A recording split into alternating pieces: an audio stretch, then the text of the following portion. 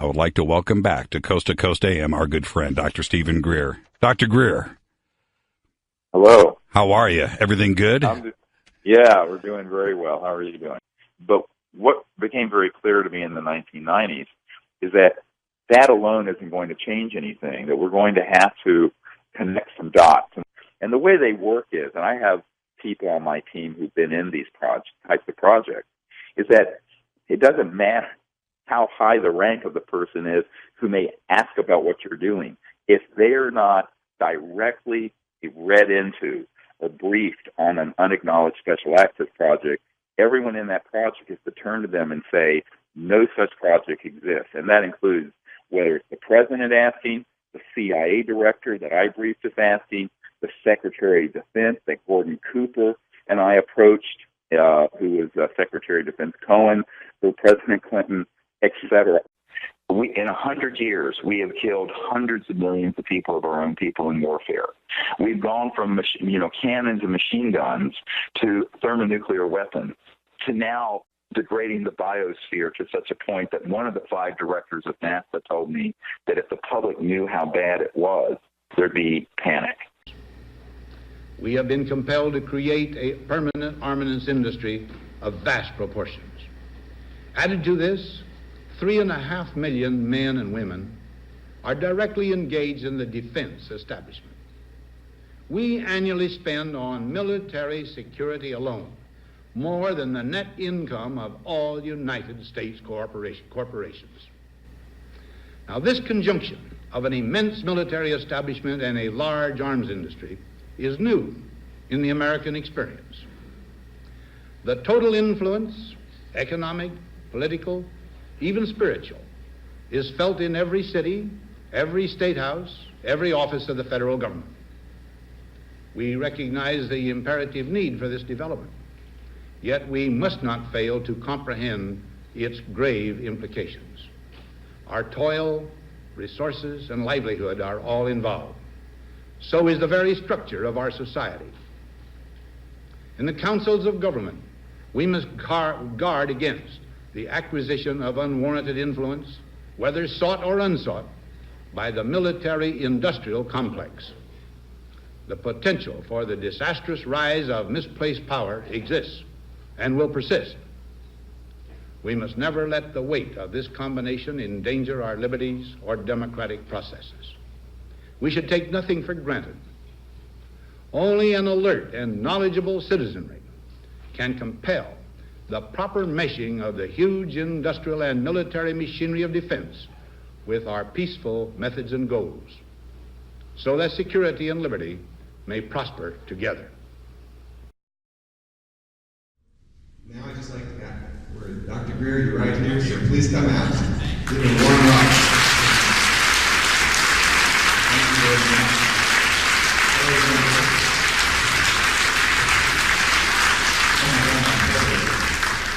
I can remember this, I won't break my leg again.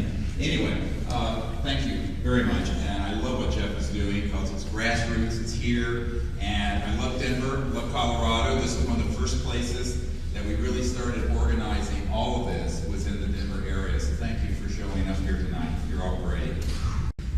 This next one, go ahead and show it. I just want to show this because in 92 we went there and we went up to a place and we was at Woodbury Hill and created in our minds a tone and then a shape. This was a shape we projected to the ETs. The next morning it was found in the field. It was the most authentic crop circle of that year. You can see us standing in it. And it's what you call that crop circle that was visualized and created by the CD5 initiative team. We are standing in it with members of the team and some journalists and researchers from Germany and elsewhere. You can see it is perfect in how it is laid down. It's connected. There's a triangle here. Here's a circle. Go again, 1, 2, 3. And you can see that it is absolutely perfect. We had been visualizing precisely this formation, and we had been making a triangle in the sky with the circles, and this is what has appeared in this area immediately related to that event. And And this was the same week we had a 100-foot diameter disc fully materialized in the field.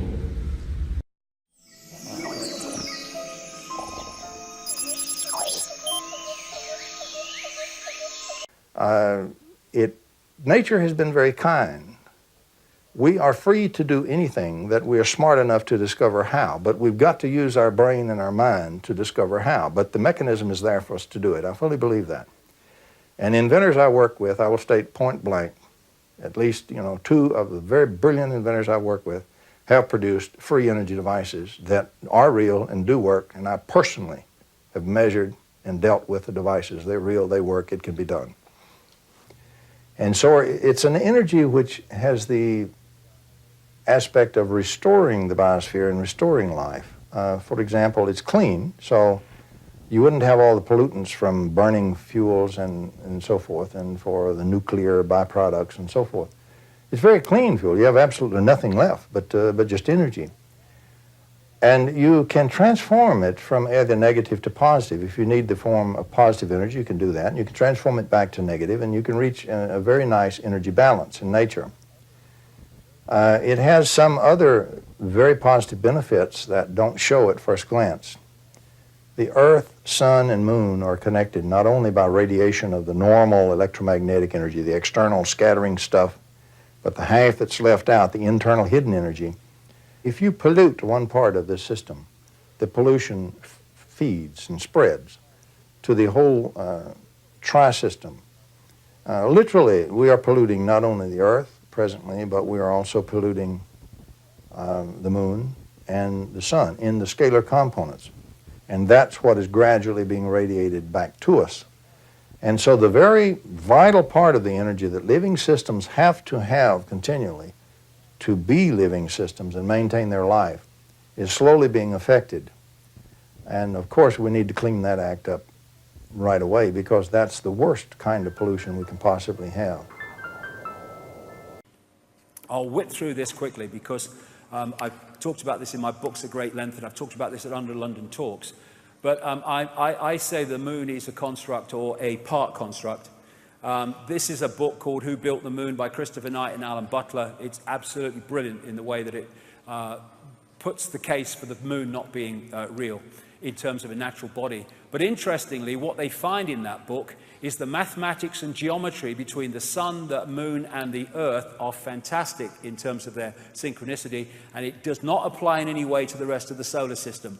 And the Gnostic writings found in Nag Hammadi in 1945, 1,600 years old or more, say that this is a separate system operating within the Archon system of the inorganic universe.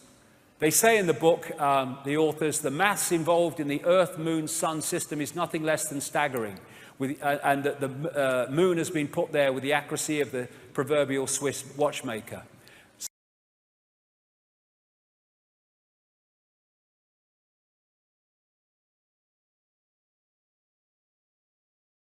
I work principally as a conceptual artist. Most of my clients are in the defense industry. I occasionally work directly for the military, but most of the time I work for civilian corporations that are defense contractors. They build weapon systems and things for the military.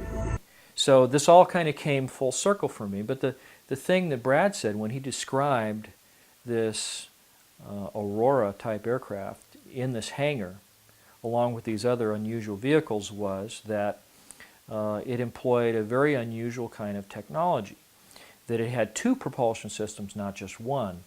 That there were engines inside the fuselage of the aircraft that had trap doors that would open up so that it could fly using these internal engines. And then when it would get up to, say, 2.5 or 3 times the speed of sound, where the air coming over the top of this aircraft is compressed and superheated and really, really hot, forming the shock wave coming off this aircraft, that they had a way of closing all of these exhaust chutes and these inlets for these I guess there were 4 engines inside the aircraft.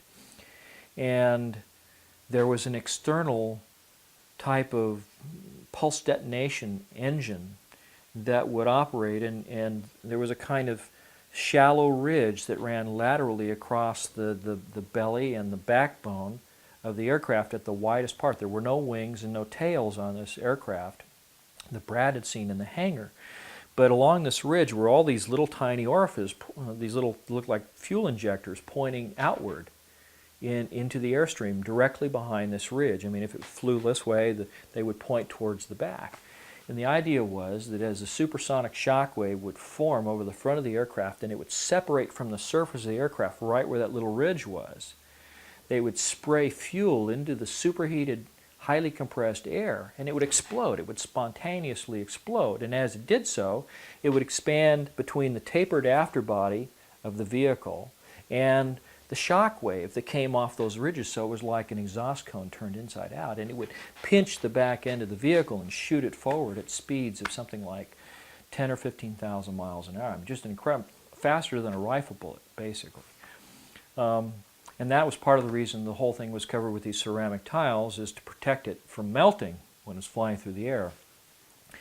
The other thing that he said about that aircraft was that it had these circular launch tubes in the belly of the vehicle, each of which carried a single cone-shaped nuclear-powered or conventionally loaded warhead in a reentry vehicle that could be guided into precision and individually guided to targets. And the way the system operated was just absolutely beautiful and elegant and simple. And they had a tile on the outside with explosive bolts holding it in place, and it was flush with the tiles on the belly of the vehicle. And up inside this tube was this cone-shaped reentry vehicle pointing nose down, possibly having a kind of a sabot or a three-piece spacer in there that would hold it centered in the tube. And then directly above that and behind it was another circular tile, and then behind that was a big coiled spring. And what they would do is they would fire off the explosive bolts. The spring would push this reentry vehicle out of the tube. The sabot would fly away in pieces. The thing would stabilize in the airstream. If you ever want to see this, take a piece of paper and curl it up into a little cone, put a little, like a fishing weight in the nose, and toss it out the window of your car when you're doing 60 miles an hour. And it stabilizes just perfect, and then it'll fly away from the car. But that's how they would launch these things, and then the spring would slam this tile down into place, and instantly you'd have perfect aerodynamic efficiency again in just a fraction of a second. So you could spit these things out. The tiles, probably explode when the explosive bolts go off. The sabot was probably fiberglass, something that would be harmless coming back through the atmosphere, because they fly at extremely high altitudes. But these things had the ability to be just about anywhere in the world in 30 minutes after launch, with the capability of 121 nuclear, probably 10, 15 megaton weapons, a tactical type nuclear reentry vehicle. And this is Dabu7, an earthquake update here, as we've seen more significant quakes around the globe, and really it looks like some earth changes are in the making. We have global activity when it comes to these significant quakes. They're popping up in different areas, and some of the places that we've seen activity in the past, like Chile, are starting to go quiet. Peru, this pinch down here, where we've seen 7-pointers come from before. Now, what's been interesting is in the past 48 hours, the Virgin Islands, its swarm has picked up to about the same pace as Southern California's. Now, as I was talking about Alaska, I want you to notice there's quite a swarm that's picked up here, just here in the past few hours. So there's definitely something going on globally when it comes to earth changes. Now, I will say this, in the past, we've tried to correlate the connection between the sun's activity, and the earthquakes, because we've seen that they've overlapped, and there's been a lot of similarities. When there's been a lot of sun activity, incoming CMEs, it has coincided with upticks in significant quakes. There was another small earthquake this morning in eastern Connecticut, the 12th in a week. Nobody seems to know why. Here's Jerika Duncan. In the last week, rattled Plainfield, Connecticut residents have made more than 300 calls to 911. I just had a big explosion. I don't know what it is, but my whole house shook. It's coming from all over the area. I'm getting lots of calls, Sam. Marion Diggs says she's felt every earthquake. I was sitting in bed drinking my early morning cup of coffee before everybody got up, my time, and all of a sudden I heard this loud boom. People here have reported minor damage from the 12 earthquakes that have hit between the towns of Danielson and Plainfield. Most have been under a 2 magnitude. The largest occurred Monday morning at 3.1. Seismologists at Boston College Western Observatory are collecting data on the frequent tremors, hoping to find out why the so-called swarms are happening. Dr. John Eagle. We've had a few scattered epicenters in the past from that part of the state, but this is something that's new for us. Scientists tell us earthquakes are usually caused when underground plates move from side to side. In Connecticut, the plates are moving up and down. Hey folks, it's Sunday, January 4th, about 3:20 Mountain Time, 2015. Quick video about the supposed earthquake up here in near Challis, Idaho, that occurred just a few hours ago. I find something very suspicious about the returns of the seismograph readings that felt the supposed earthquake. And here is one right here from Boise State University, a guy posted. And the energy readings on these seismographs run from left to right. So what do we see from left to right? Instant vertical energy. That is definitely not consistent with a typical earthquake. So that tells us one thing, that this energy burst came from the sky or very close, if not on top of the ground. Number two, the caldera at Yellowstone supervolcano, which is right pretty much next door to where this supposed earthquake took place. These are seismographs that sit on top of the caldera.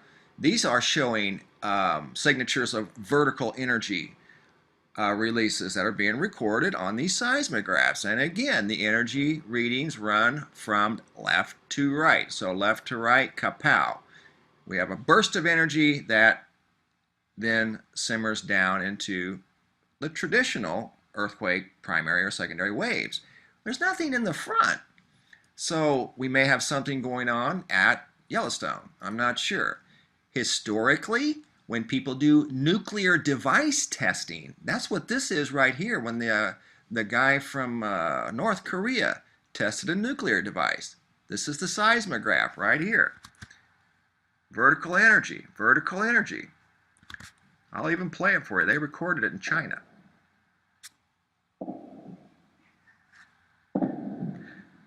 That's probably something similar to what it sounded like maybe in Idaho last night. I don't know. Here again, this goes back to 2011. There was an earthquake in Denver and DC, respectively. Guys were saying that the seismographs were similar to a nuclear test in the Indian Ocean. The red is the nuclear test. The blue is a classic earthquake. See what I mean? So I don't know, guys, if we're testing nuclear devices in Idaho or some sort of bombs, if something came from the sky. Ready for the show? I'm ready to start. 10, 9, ignition sequence starts. Yes, my dear friends all over the world, this planetary system, the galaxy, this universe and beyond. I'm speaking here on ET First Contact Radio, and my name is Maarten Horst.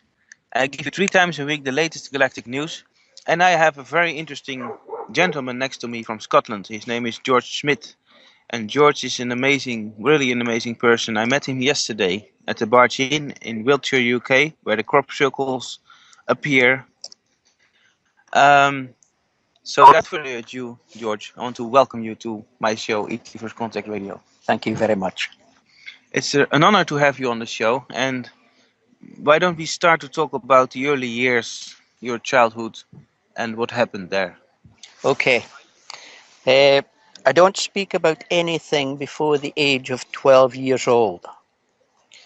The experiences I've been having have continued more or less all through my life. Mainly, the experiences were always up in Aberdeenshire, because that was where I was brought up. We have a farm up there, or we had a farm. My father and mother passed away, and I inherited one of the farms. So later on, that was I was about 20. Things were quiet through until approximately 1991. It really kicked off. So I had a lot of this happen. But in the 1991 approximately, things really started to heat up.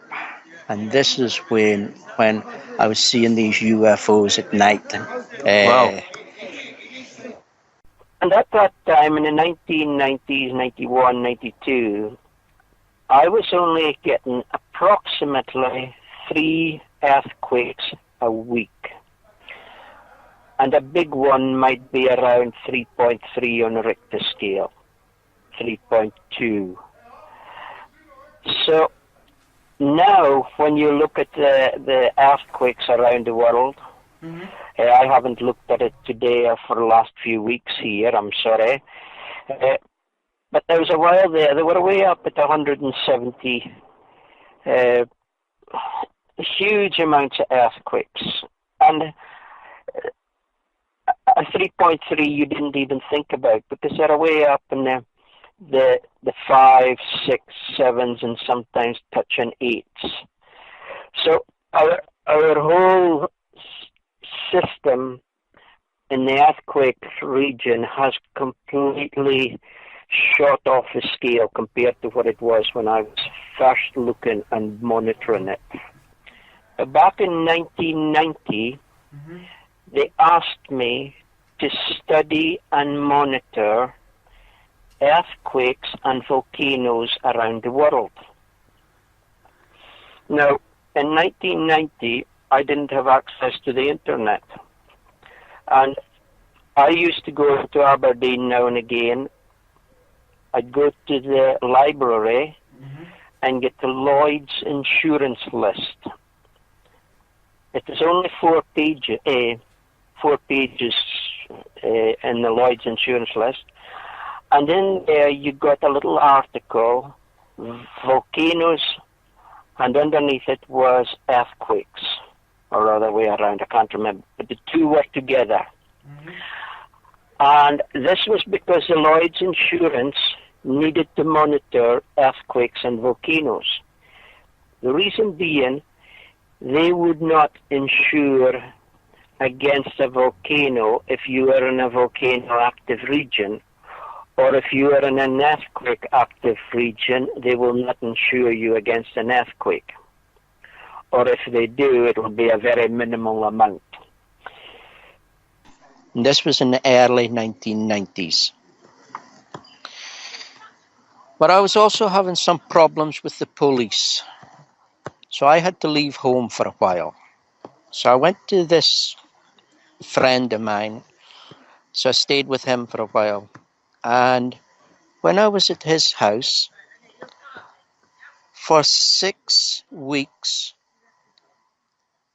for 5 nights, for over 6-week period, I was seeing UFOs in the sky.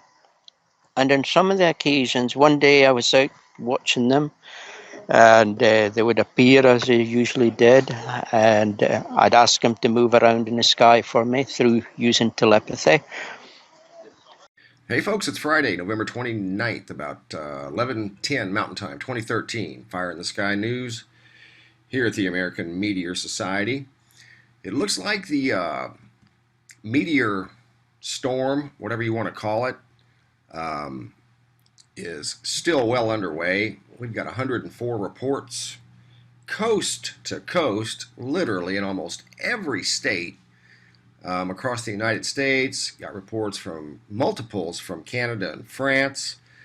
But something is causing this. Something's causing this, crazy looking comet that just zipped by. Comet Ison. Look at that thing. What kind of comet was that?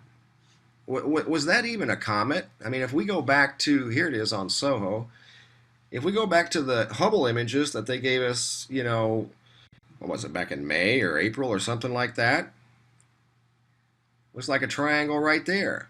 I'm not saying that's what it is, but I'm just saying, look at it. So there's a lot of mystery around this thing. And, you know, we're playing it off like, well, we don't know what it is, or, you know, this is all new and unknown. It also looks like it's changed its path. So, not only that, there's 3 other comets out here right now. So what could be causing all the comets just barreling towards the sun? Here's proof right here, you know. I mean, that's one hell of a comet. And if you look at the SDO images of the perihelion, you can't even see it on there. Pulled a Harry Houdini. Went right in front of the instruments and they didn't even see it. I looked at it for a long time. Couldn't find it. So, I don't know, guys. Hey, folks, it's Tuesday, December 3rd, about 1:40 Mountain Time, 2013. I just ran across this photograph taken by a lady from Sumterville, Florida. And she took this photograph over here on the left. It's obviously of sunset. And this really cool V in the sky. Her name's Paula Phillips. All credit goes to her. I found the image on spaceweather.com. I'll post the link if you'd like to check it out. But what I found interesting is she took this photograph on Thanksgiving Day during the evening. And coincidentally, that was at the exact time of Comet Ison's perihelion. And I've done just a little bit of research on this right here, and it's hard to even find anything on this because they're so rare. I did happen to find one website, this guy right here, I'll post the link, and his name happens to be cometman.com. And he took a picture of this phenomenon. And this was on December 23rd, but I can't find a year. But I found it odd that one of the few rare pictures of this phenomenon is by a gentleman that's got this website up of some really cool stuff. He goes by the handle of Comet Man. So I'm just wondering if this rare phenomenon has something to do with the passage of comets. I don't know, but that is crazy cool. I've never seen anything like that, and I'm an avid sky watcher. Never seen anything like that. Zoom in just a little bit closer. Look at that. And it just so happened that she sees that right as the comet is right there. Just sharing, guys. As always, you decide. But I found that incredibly cool and incredibly rare. Enlightenment. And that is usually at that moment. For example, at Mount Shasta a few years ago, the first time I did that particular protocol, which I'd always done silently but not out loud because I didn't want it to get too weird, I said, then at that point, I said, oh, who cares? So I did it, and at the instant we reached that point, this enormous spacecraft appeared in the sky, and a man was told to look up. And in deep space was an object moving that was at least several hundred miles across, perhaps several thousand miles. It was seen from southern Canada down to LA, and it was moving under its own steam, and it was interacting with us. And it was these 3 points, like 3 stars, but it was enormous. And in the middle, where you should have seen stars, was this distorted, because it wasn't, that part of it wasn't quite materialized. And I knew it was this massive tetrahedral spacecraft that we've had contact with. That's an interplanetary center in deep space. And they were moving in at exactly the moment that we reached that point of the transformation of Earth. And it turned, if you can imagine the triangle in Pegasus, if you know the star, how big that triangle is in Pegasus, it was that size. Huge. Moving, and it moved across, turned, came over towards us, then went out. And as it was leaving, I signaled with this laser that I have. You can't even see it on there. Pulled a Harry Houdini. Went right in front of the instruments and they didn't even see it. Because it wasn't, that part of it wasn't quite materialized. You can't even see it on there. Pulled a Harry Houdini. Went right in front of the instruments and they didn't even see it. Because it wasn't, that part of it wasn't quite materialized. You can't even see it on there. Pulled a Harry Houdini. Went right in front of the instruments and they didn't even see it. Because it wasn't, that part of it wasn't quite materialized. All right, welcome back, Fade to Black. On the Game Changer Network and KGRA The Planet. I'm your host, Jimmy Church. Our guest tonight, Dr. Stephen GREER, back with us. And Dr. GREER, what I wanted to ask you right before the break is there has always been this, the ET presence is malevolent, it's benevolent, there's a war going on, there isn't a war going on, they're here to save us, they're here to take over the planet. And for me, I listen to everybody, you know, on my show. I listen to it, and I let my audience, you know, decide and research and so forth. But for you, has your attitude or your feelings about that changed, or as something on one side or the other solidified? If there were genuinely malevolent ETs, I'm not talking about demons and spirits from other dimensions. I'm talking about interstellar civilization. With the kinds of technologies we're talking about, the moment that we detonated atomic weapons and then nuclear weapons, it would have been over, and certainly going into space with them. So I think, you know, one of the things I said to an Air Force colonel at Wright-Patterson Air Force Base some years ago, you know, I went to this meeting right after I was at the Rockefeller Ranch, Lawrence Rockefeller, and this guy was bringing this issue up, and I said, sir, the fact that you and I are still breathing the free air of Earth is abundant testimony to their restraint, given how stupid and how militaristic our response to them has been. Now, with that said, what I think is that there are many different civilizations out there, and I think some of them are less than pleased with how humans, and particularly our military, are behaving.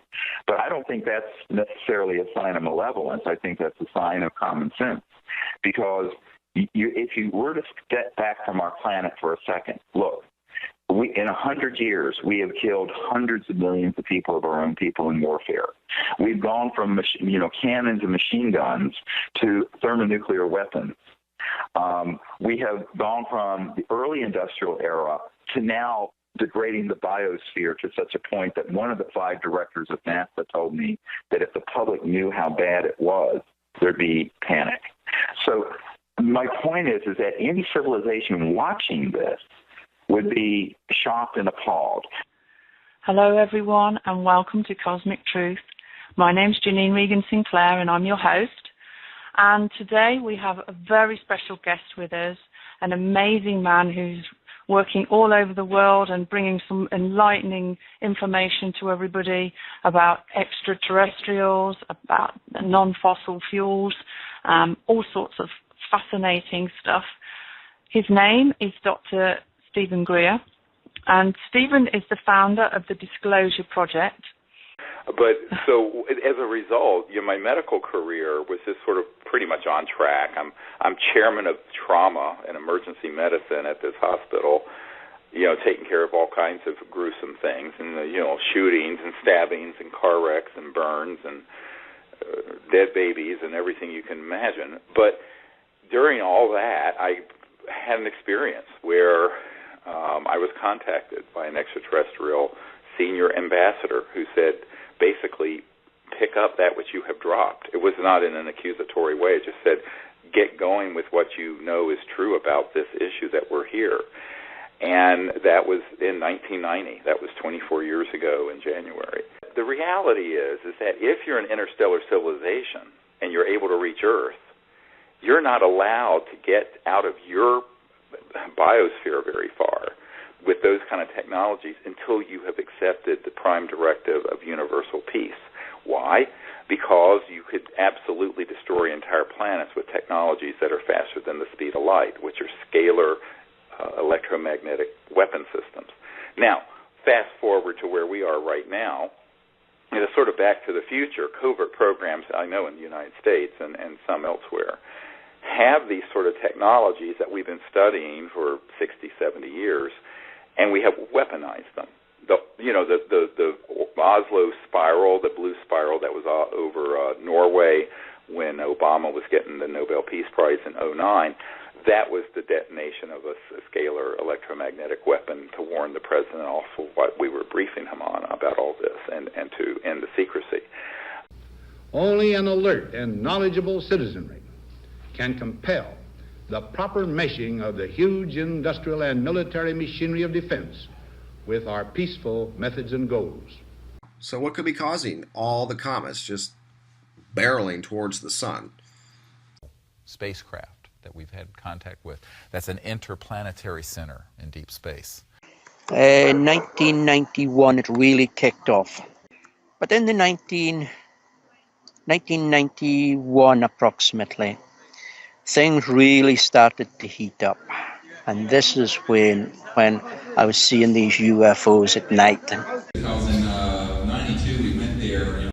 And the earthquake region has completely shot off the scale. I was contacted by an extraterrestrial senior ambassador. That was in 1990. Back in 1990, they asked me to study and monitor earthquakes and volcanoes around the world. So you could spit these things out, 121 nuclear, probably 10, 15 megaton weapons, a tactical type nuclear reentry vehicle.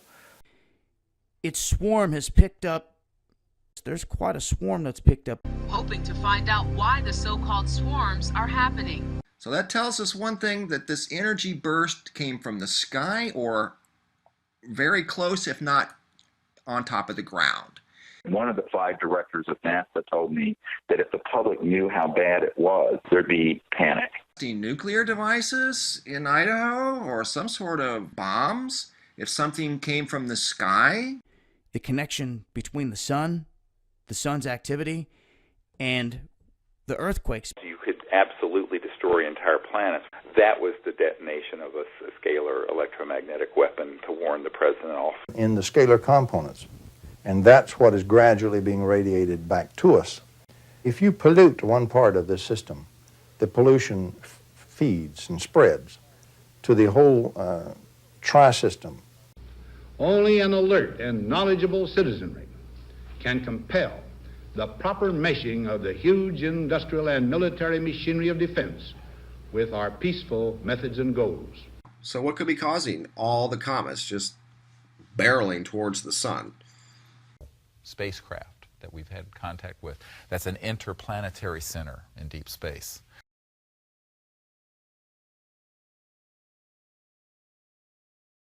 So that's the big part. I think a more interesting part is the clinical picture, because the people I've run into since this has come out in the last 60 days are some people who went down there to where this creature was found, and they found in some of the old mining areas where they had were digging in the late 1800s, they would cut into what were these underground cities. And apparently Ed Snowden, the NSA leaker, put out in part of his thing that there were documents dealing with ultra-terrestrials. There were ETs that had taken up residence on Earth and were living underground, which is what they're called. Yes, sir? I think the aliens actually come from out Earth, like inside the Earth, not outside. Do you think the ETs come from out Earth? Well, as I mentioned earlier, there may be some that have been here a long time that may have subterranean and suboceanic. Bush's elder science advisor told us that there was off the coast of England, between off of your northeast coast, an area deep underwater where they had picked up ET vehicles coming in and out. But it doesn't mean that that's where they originated, but they could have outposts there.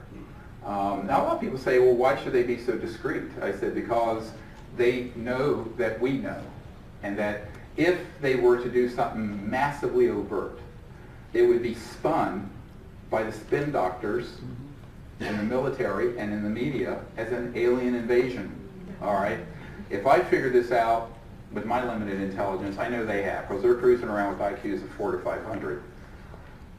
And frankly, we have to understand that they're waiting for us. The sign that we're ready for more open contact is when more of us are doing CE5, when we quit lying to each other about their existence, and when we start doing something constructive to stand down the weaponization of space and the attempts to create a new enemy out there. So those are things that they're wanting us to fix. And people say, well, can't they fix it? I said, well, I guess they could land here, but it would be no more successful than us going into Afghanistan to a medieval society and trying to institute Jeffersonian democracy. I mean, are you kidding me with this crap? It was an early hit for what is now a very well-developed Star Wars program that's sitting in space. So from 1947 to 1965, they perfected the way they use electromagnetic scalar Tesla-like longitudinal waves to try to disrupt. And the kill rate, I hate to use that term, but what they call the kill rate was very low. Now it's skyrocketed. And since 65, there have been platforms in space. I have a man on my team who worked on with Hughes Aerospace and a whole bunch of companies in Southern California that have been able to track, target, and hit with increasing success the extraterrestrial vehicles once they're detected.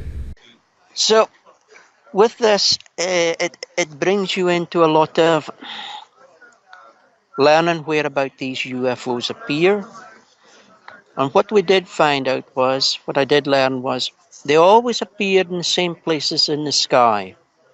They would cross the sky and they would disappear at the same areas. And later on, I began to realize there was a stone circle in the area they would appear and a stone circle in the area they disappeared. Interesting.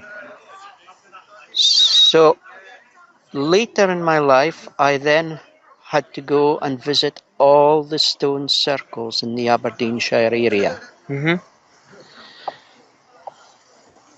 Now, the stone circles are all connected with ley lines. Mm-hmm. But the stone circles connect right back to the pyramids. Indeed, yes. And the learning, where I thought I started out just to be a farmer, my learning took me into learning about stone circles, ley lines, energy, people, places. This year I just came back from Poland. Mm-hmm. I was out in Poland for 12 weeks. And I went out to the stone circles in the north of Poland. Interesting. And they are amazing. Absolutely amazing. When I was there on one night, I looked up in the sky and there was a couple of UFOs moving around. So let's get back to the 1990s. Mm-hmm. That is an exciting period of time. It was 1997, I think, May 1997. I'm in our local pub. The dance is going to be going on Saturday night. And this guy's, as I'm walking around the hall, put out their arm and says, "Hey, George, what's happened to your motorbike?" I says, "Oh, it's away getting a mural put on." "Oh, what's the mural that you're putting on?" As in the picture that you're getting drawn on the petrol tank. I says, "Oh, it's a picture of Jesus feeding the 5,000. The people, there were 3 men sitting at the table and they all looked at one another. They then looked back at me and they said, "The same theme." So they all looked at one another again. One of them says, "Take him outside." So one of them says, "Both of us?" "No, just you." So I'm taken outside, or asked to come outside with him. So we went out into the car park away to the far end. This guy says, "You know, you caused us a lot of trouble with that mural you had on your motorbike." And I'm looking at the guy thinking, what? Oh, I don't understand. He says, oh, he says, we're from the Air Force at Lossiemouth. Lossiemouth is approximately 45 miles from where I am in Aberdeenshire. Lossiemouth is the main Air Force base in the north of Scotland. Yes. So these three guys are from the Air Force base.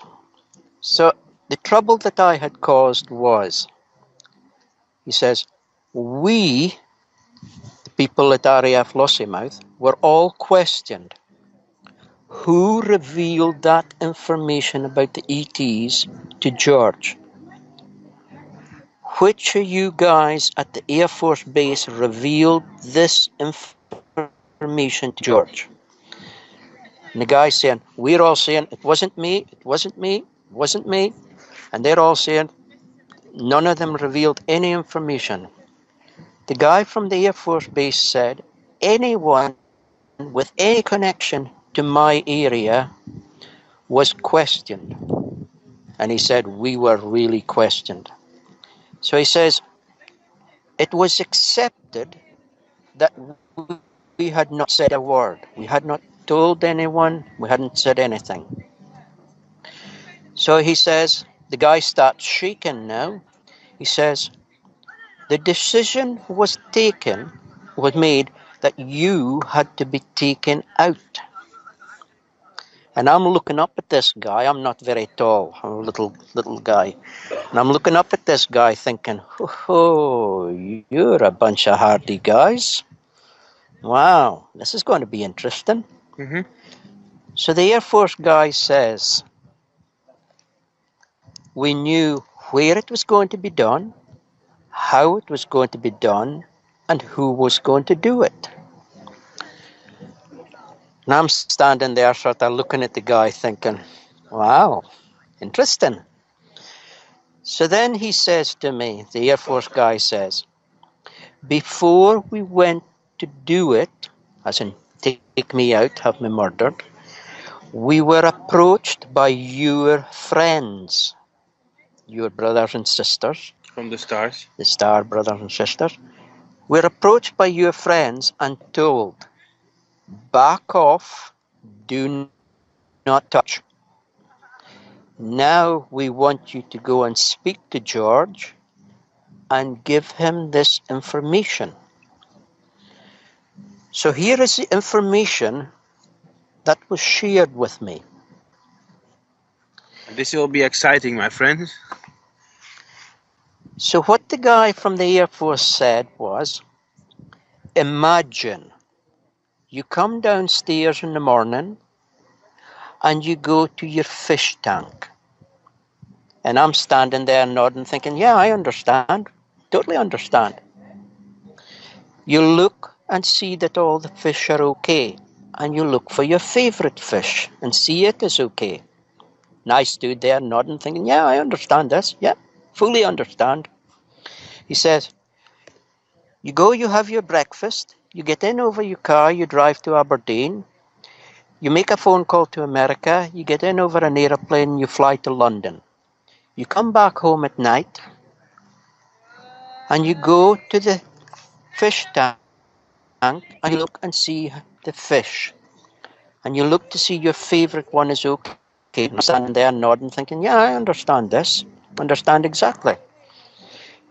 The Air Force guy said to me, well, we are the fish in the fish tank, and your friends are us going to Aberdeen, phoning America, and flying to London. Mm-hmm. How do you tell the fish in the fish tank what you did all day? Because their world is in the fish tank. They do not understand distance. They do not understand cars. They do not understand telephones. Mm-hmm. Now,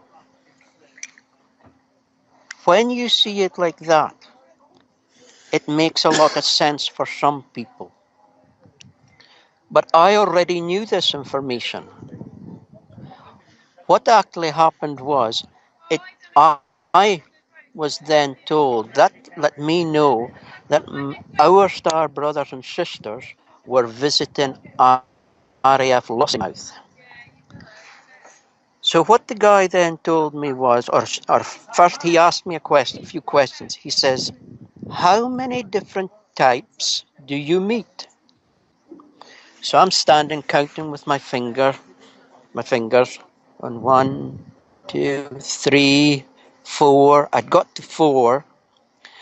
And he then said, where do you meet them? But I had not answered how many different types I meet. Mm-hmm.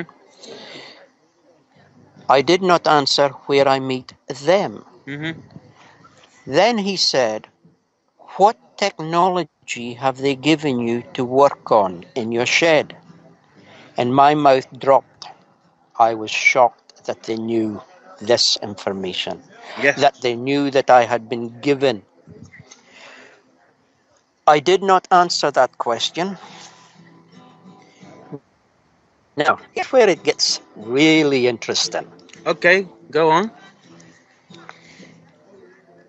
This guy told me that he drove the bus for the RAF Lossiemouth base.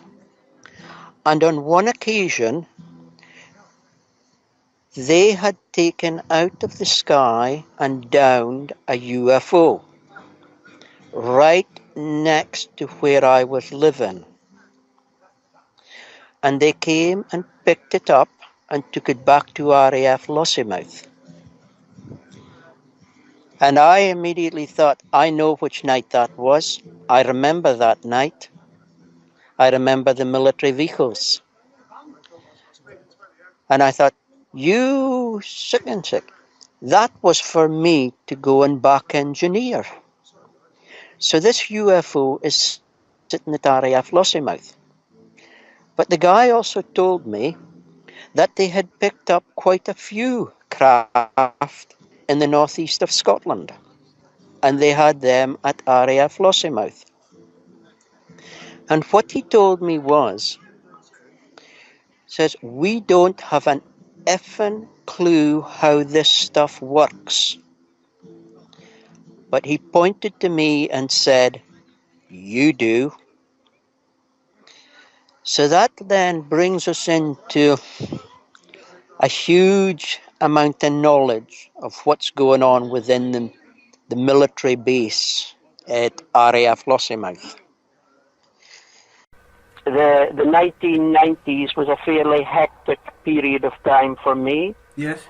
And it's starting again just now. It's been pretty hectic over the last 10 years. Off of your northeast coast. In the northeast of Scotland. Off of your northeast coast. Of what's going on within the military base at RAF Lossiemouth.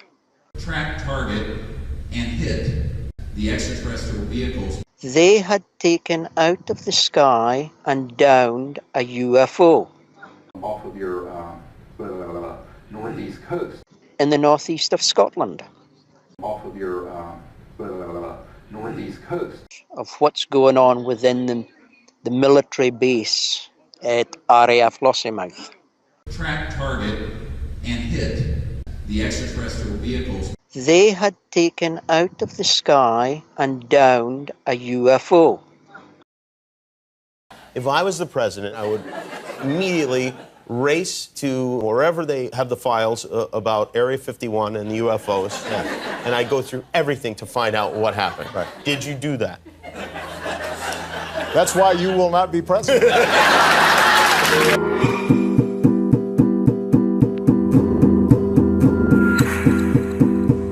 The very word secrecy is repugnant in a free and open society. And we are, as a people, inherently and historically opposed to secret societies, to secret oaths, and to secret proceedings. This is the Marilyn Monroe document. It's basically a death warrant for poor Marilyn. It's a very dangerous document to have. And he said, Lieutenant, you are never to speak of this again. As far as you're concerned, this didn't happen. Look, this would be the greatest discovery in the history of science. NASA would be elated. Of course, they'd go to Congress to get more funding. Why would anybody cover this up? When people find out about that, they're going to say, who put that there? Who put that there? And you know, there's a new name. It's unexplained aerial phenomenon. That's the latest nomenclature. I like the old one. I like UFO. Unacknowledged special access projects. These are projects for which there is no constitutional oversight by Congress and no knowledge by the President. At this time, between 100 billion and 200 billion US dollars a year, every year, are going into those projects. The implications are so huge. It's not just the energy sector. Would 99.999% of humanity benefit if it was used peacefully? If it was used peacefully, yes. In 100 years, we have killed hundreds of millions of people, of our own people, in warfare. We've gone from cannons and machine guns to thermonuclear weapons to now degrading the biosphere to such a point that one of the 5 directors of NASA told me that if the public knew how bad it was, there'd be panic.